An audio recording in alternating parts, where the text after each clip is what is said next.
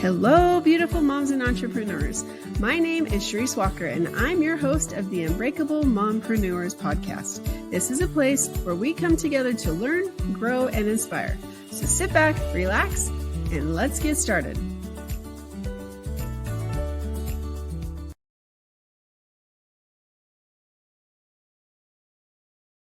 Hello, Unbreakable Mompreneurs. Do you have some children that are getting ready to or thinking about going to college? Well, today is your day because there's so much that you have to learn. There's so many different things like, I don't know what scholarships, I don't know what schools, I don't know this, I don't know that. Sara Bavar is our guest today, and she is going to walk us through some of that. She just launched a new company, and it's all about helping children that are getting ready to go into college. Without further ado, Sara, would you like to introduce yourself? Hi, I'm Sara Bavar. I am the co-founder of Briddg, spelled Briddg. Just like you said, we are bridging the inequality gap between high school and college admissions. We want to make it a more fair playing ground outside of traditional metrics like GPAs, test scores, SAT scores, all of those things that for years college admissions has been focused on and really isn't telling the full story of what our kids are capable of and what they actually bring to the table when it comes to college. And Yeah. I can resonate with this so well. We were talking before. My son just graduated last year from high school, and then he got his associate in 1 year. But he's one of those that he can go sit down, except for recently, to take a test and do pretty well. He uses common sense, right? And I was helping him study for this class, and I'm like, okay, like I taught economics, and yet I would have failed this test Yeah. because it's multiple choice, and I tend to, the very first question that is the right answer, that was my first one to say, nope, this isn't what it is. And so because of that, I fail all the tests. And so if you have a child who struggles with test scores or has anxiety, then is this program for that student? Yeah, I mean it's for that student. It's for the student who maybe doesn't have the means to get all of the resources that come with what it means to get into college now. So the private college coach, the SAT prep coach, the essay prep coach, like there's all of these opportunities when you have the means. And then if we think about what some of these top tier universities are getting as far as admissions go, we think UCLA had over 146,000 applicants for freshmen only. So how do you stand out even if you're hitting all those marks, even if you're checking every single box, how do you stand out in that? Mhm. So it's definitely for the spectrum of kids to say, look, this is your opportunity. And my background is branding and marketing. So I say, this is your opportunity to really brand yourself, similar to what the kids are doing right now. I say kids, but the students are doing now on social media. Mhm. You're portraying yourself the way that you want everybody to see you. Um, so we've created a platform that's the same thing. How do you want admissions officers to see you? What do you want to show? What's the most important thing you want them to see? And it doesn't have to be like, oh, I built a rocket ship in my backyard. It can be, I solved a Rubik's Cube all on my own in 7 seconds. I taught myself how to do that. It can be a whole spectrum of things. And in particular, this generation, there's such a feeling of I'm not worthy or I'm not enough, and it's always more, it's always more, it's always more because they're getting information from everywhere, social media, from TV, from everything, and you never feel like you're quite where you need to be. Mhm. So when there's an environment where you can see that, oh, people are doing things as simple as I don't know, teaching themselves to play tennis. Wow, then maybe I don't have to be like this crazy level to achieve the things that I want to achieve. Mhm. So that's what we're doing at Briddg. That's the environment that we're trying to create for these students. And then also make it easy for them to understand what's my best fit college. How do I get involved in certain programs, whether that is career pathways, whether that's getting certifications, is dual enrollment a good idea for me? Is community college and then 4 year a good idea? All of these different pathways that sometimes the traditional guidance counselors at school, their caseloads might be too much. We hear a lot of the times they have like 450 students to one counselor. So it's difficult to really make it hone it in and give each child like the one-on-one that they need. Mhm. So again, we're kind of there as a support to do that for them as well. And how soon should they get started? Like if is it when they're in junior high? Is it when they're in their senior year? Is it when they're, I mean, where do you recommend that they get started with a program like yours? Yeah, so the platform starts from their freshman year. So Okay. they're really building this digital portfolio. So by the time they come to apply in their senior year, they're ready to go. Oh, wow. So we're like, get started in your freshman year, but we definitely have kids now that are telling us that we would be interested in seventh grade, eighth grade to kind of look into what this looks like. But that's a whole other thing down the road. And it's kind of stressful as well because I don't Yeah. know. I think it's, and tell me if I'm wrong. I feel like college is way different now than it was 30 plus years ago when I went because Yeah. like I well, from what I wanted to be to what I am now are two completely different things. And I think that's Right. natural. But even applying for colleges, I only applied for two. It was either this one or this one. And I mean, I got into both of them, but I remember my principal sitting me down and saying, "Hey, Sharice, like I want to give you this scholarship, but because you didn't get high enough on your SAT, you can either retake the SAT or I'm going to have to give it to someone else." And my response, Mm. because I had such test anxiety, was give it to someone else. I'm not taking Yeah. that test again. Yeah. Which Yeah. I think back, I'm like, okay, that was horrible. She should have like, come on, Sharice, let's just give it another try. But Yeah. um, with that, so is it kind of like a digital portfolio where they're putting things into and they're creating this portfolio so when they do get to the college application process, everything is there for them? Exactly. That's Okay. exactly what it is. And it also gives admissions officers a more intimate look Uh-huh. into what this student has to offer. So if we look at the traditional application process, you're filling out your extracurriculars. You just kind of get one line to put in for your extracurriculars. You get a couple of essay questions, and that's the college admissions officers don't get that really honed in um, holistic view of what the student actually does, who they are, what their character actually is. And this is what the platform is for. See, I think that is such a better idea because is it, I mean, what are the myths now? Is it still what's your SAT and what's your GPA, or is it more of a well-rounded student? So it, there is still a really big emphasis, actually 65% is the last stat that I saw that college admissions officers are still looking at test scores and GPA. We know now post-COVID that a lot of colleges no longer necessarily require the SAT, but you do have the option to include your SAT score. So there's still the pressure on students to do the SAT and do well on the SAT. So Oh, that's there. It's funny when this whole thing kind of fell into my lap. I was approached by a friend of mine, and she, long story short, was like, "Can you kind of take a look at my kids' social media? Because I've heard social media is fair game for college admissions." And I was like, "Yeah." So I kind of looked into social media in general, what that looks like in this whole college admissions journey. And it was like, okay, no, they should be able to, students should be able to have a platform where they can be social and not feel like they have to be all tidied up and pinned up and perfect because, oh my goodness, NYU is going to look at my Instagram page. So make it private. Enjoy yourself. Be safe, right? But have fun and be creative in however you want to do it. But we've created something. If you think how LinkedIn works for professionals, you're branding yourself in a way that makes you appealing to recruiters and companies like that. So this is what we're doing on Briddg is we're giving the students the opportunity to say, look, outside of what my GPA may be, outside of what my test scores may be, whether they're high or low, it doesn't make a difference. Look at what I'm capable of. Look at what I can actually bring to your community. I love that. That is such a good, it is so needed. So how did you said it fell into your lap because I looked at the website. Did you create it everything or did somebody create it and they said, I don't want to take this further, take it further? No, everything from scratch. It was definitely a journey of lots of tears and pain and all of those things. And the title of your podcast is Mompreneurs, and so it's very much about how do I juggle this? And Mhm. I was still working at the time, so how Mhm. do I juggle what I'm doing as far as work is concerned, and then how do I juggle being a mother and a wife and all of those things? So there's so many different intersections that we come into contact with.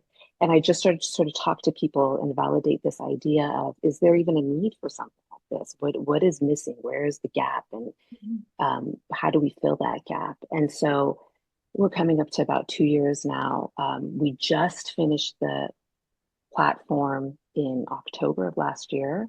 So it's fresh, it's brand new. We're just now getting into people's hands. But one of the big inspirations I had was my own daughter. She's a Mhm. sophomore now. When we started, she was a freshman, and she's one of these really overachieving kids. 4.6 GPA, all of these great things. But how is she going to stand up? What is she going to do? Math is a bit of her Achilles heel. Is that fair that she's in all honors, and it's like, oh, why is your math not an honors class? Okay, well, that for that reason we're not interested in you, or whatever it might be. And then I kind of started to go out a little bit and look at her circle and realize that, oh my goodness, there was so many kids that I knew personally that were trying so hard, but you were like, I don't know what it's going to look like for you because of the way that the competition is, because you're almost, I hate to say it, but it's almost like you're carbon copies of each other at this point, because you feel like you have these obscure boxes that you have to check. So Mhm. how can you be different? And we're seeing people, kids turn to like YouTube to create some sort of portfolio or profile that they can put into their Common App, or Substack, which I think is a great platform that they can put in there, something to make them really stand out and make them noticed by other colleges and, everybody who's involved in this sort of transition process. So you said 146,000 students applied to UCLA. How the heck do they get through that 146? I mean, do they really look Yeah. at all of it, or is it, how do you think that the admissions process is going to change? Because I didn't even think about that. There's way more kids now than there was when I went that are now Yeah. applying for the same few spots. So how Yeah. do you think the admissions process is going to evolve? Well, I think we're going to see a lot of AI. I, Okay. I think we're going to see a lot of that. I was just at the ASU GSV conference in San Diego last month, and it was all about AI. Everything was about AI. So I think we're going to see a lot of that, and rightfully so. I mean, it's a lot. It doesn't make a difference how many people you're bringing on, how many alumni you're bringing on to help you with these applications. 146,000 is a lot. I Mhm. mean, and this is obviously an outlier. It's not, you know, across the board for all of the universities, but I mean, it's definitely something that they have to take in consideration, because even if you think they're getting 10,000 applications, 15,000 applications, it's still a lot Mhm. for, 4 or 5 people to go through. Yeah. So yeah, so I think we're going to see a lot with AI. We're going to see a lot of the keywords that they're going to be looking for. Yeah, and I think metrics are still going to play a big role for a while. It's too bad that they can't do like a 30-second summary, like your elevator pitch. Here's what I do. Totally. Yeah. It's like a Yeah. video. Here's me. A video. Yeah. Yeah. And Yeah. but then they're going to talk about discrimination, whatever. But and then here's what I've accomplished. And Yeah. I wish that there could be something where you can see the whole person. Because I remember in college, I felt like this big fish in a small pond, but I went to college and I was like this tiny little minnow in this Yeah. college where they were so accomplished, right? And I thought I Yeah. did pretty well in high school, but now, Yeah. Yeah. But you probably did really well in college as well. But we're so hard on ourselves as individuals. yeah, You know, yeah, I worked yeah. hard. I definitely worked hard. Yeah, of course you did. And I'm sure in hindsight now you're like, wow, I really underestimated what I did. Mhm. It was a lot. Or I wish I would have known and I could have gotten involved more, right? Absolutely. Yeah. And not have been so hard on yourself. Yeah. I was talking to a superintendent a few months back, and she was saying that we try and encourage our students to apply for these micro Yeah. scholarships, like Hmm. $500 here, Yep. $1,000 there. And every time I'll send it to a student, they'll say, I'm not going to get it. Why? Why do you think that? Because why would they give it to me? Hmm. And right off the bat, why would they give it to me? And it's this mentality or this thinking that I'm just not good enough. Like, how do we work around that? What do we do to Hmm. help our kids? Like, there's a lot on their plates now. They're so high stress. Hmm. So how do we, as parents and community, help our students, help them take some of this off of their shoulders? Yeah. No, that's true. And I want people to know too how many scholarships, very few apply because they have that Very, mentality. Like I think I got 22 scholarships in high school because I just applied for everything because my parents didn't have money. And I knew yeah, that if I wanted to go to school, I was going to have to pay for it. So, I mean, $500 here and there, 22 something, that adds up. up. Yeah. And it was, granted, it was much cheaper back then, but still. Mhm. Yeah, no, it adds up, especially if they're not applying. Hmm. Yep. you know, and but I'm a big advocate of community college. I'm a big proponent. I love this idea of I'm just between adolescence and adulthood, and what's that sort of time where I can really start building myself up? I love this idea of spending 2, 3 years in community college to really build yourself up, get an idea of what you want to major in, get an idea of what you want to do without the pressure of, okay, I've now moved away and I'm away from all of my support system and all of these different things. And I have all of this pressure of what it means to be in a 4 year and all of that stuff. Let me have this period where it's a ton less expensive. Yeah. Right? So why come out with all of this debt on my shoulders? And be like, it's just a more relaxed environment to understand who you are and who you're gonna be and play around with that. But I think that right now, our kids are being told, no, you need to go straight into a 4 year. That needs to be your path. Right. And I'm actually, or vocational schools, I think are just as great Yes. because it died, I would say probably 10 years ago, which is so sad because I was in that industry for 16 years and I saw people's lives change. Like students that tried the community college, they tried other colleges, or they were high school dropouts and they got their GED. These types of schools for students who might have the ADHD, they can't sit in a classroom because they're bored to tears, but they love to have the hands-on. They love the applied science degrees have saved so many people, and it's such a huge disservice that field and industry is almost obliterated because you have a lot of people that could be so successful. But luckily, we are seeing a rise in that in the high schools. They are giving them opportunities for career pathways and ideas for career pathways. So fortunately, I think we're coming back to a little bit of that. Yeah. And I think there's exciting to see. I live across the street from one, but you have the applied technology centers that are done by the government or the counties. Huge. Those are phenomenal ways to get your degree as well. So there's so many different alternatives that I love that you talk about the community college because it's cheaper and and you change your mind anyway, right? So get your GEs done and figure out what you really want to do. Yeah, that's good. Exactly. Yeah. So let me ask, what is your opinion about concurrent enrollment classes versus AP and honors classes? I took the honors classes, but like these students who the AP classes, they work this whole time, and then they don't do well on a test and they fail the test. Like that's a lot of extra stress and not to have a guarantee at the end. So what's your opinion of those classes? Yeah, so dual enrollment or concurrent enrollment, a lot of schools don't offer it.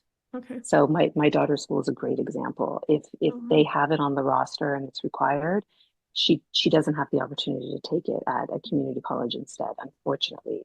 But I agree with what you're saying 100%. Those AP tests, again, I use my daughter as an example. She's been studying this whole month for when she has to take her AP exams. And spring break, everything, she studied through it for this like 3 hours that she has to take this test. So would I have preferred for her to be able to have the opportunity to take something at the community college level for just a semester and have that fulfilled? Yes, 100%. I think that there's opportunities there that unfortunately they can't utilize. But then on the other side, if they want to get ahead a little bit quicker and they are that student who is willing to maybe do the after school classes, because now so many of the community college classes are asynchronous or online as well. So there's more opportunity as far as that's concerned to kind of get those GEDs out of the way or show colleges that you're really interested. They call them now pointy kids. Show them that you're really interested in one particular direction and these are the things that you're doing to really get into that direction. I think that that's also a really great environment for them to showcase that and get more interested in what it is that they think that they want to do. Well, what about honors classes? Because I remember graduating like 4.2, and I think you said 4.6 is your daughter, right? However, on college admissions, here's my question for you, is they see, yes, they're taking harder classes, but at the end of the day, the GPA, if they get a B or a C or a D in those classes, is that any better than had they just taken the regular class and gotten an A? I think that I mean, I'm by no means in the college admission side, so just sort of take this with a grain of salt. But I think from my understanding of it and speaking to people within the college admissions environment, they look at that course code, they look at that course title, right? So if it's English 1 honors and you got an A in it, that's all that they see. Mm-hmm. So they're not going to see that, although it was an AP, they're going to see that you took an AP class, right? They're going to see you're going to took an honors class. So that is going to put you sort of above, because they're going to say that you challenged yourself to do that. That's what it's going to be. So is it, with what's going on right now, does it benefit them? I'm sure that it does. But this is the concern, because if you're, let's say, for example, working full time and going to school full time, sometimes taking those more demanding classes are going to be difficult. It doesn't mean you're not capable of doing it, but it's a little bit more difficult and taxing. So if you're getting an A in a CP class, that should count as well. That really should. Mm-hmm. Does it right now with the way that the system is? I can't tell you 100%, but I would weigh on honors and AP are still going to be a little bit more appealing.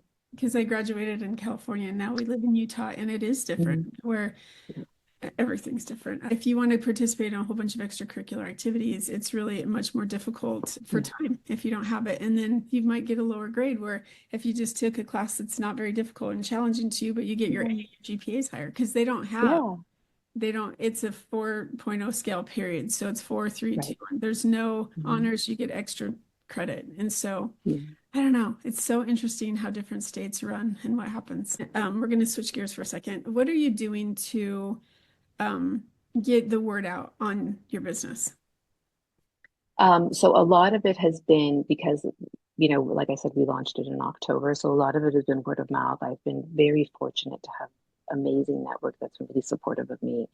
I've definitely been leaning on my mom friends and the schools that they're a part of and all of that. So I've been getting these great introductions through really intimate channels that way. So that's been really helpful. And I'm a big proponent of LinkedIn. I will tell anybody, go on LinkedIn, go in there, find your people. People are a lot more supportive and willing to chat and open their time calendars up to you than like we would think. I think it becomes really intimidated, sort of reaching out to people and saying, look, I don't know you, but do you think you have time for me? But I think you'd be pleasantly surprised how many people will say yes.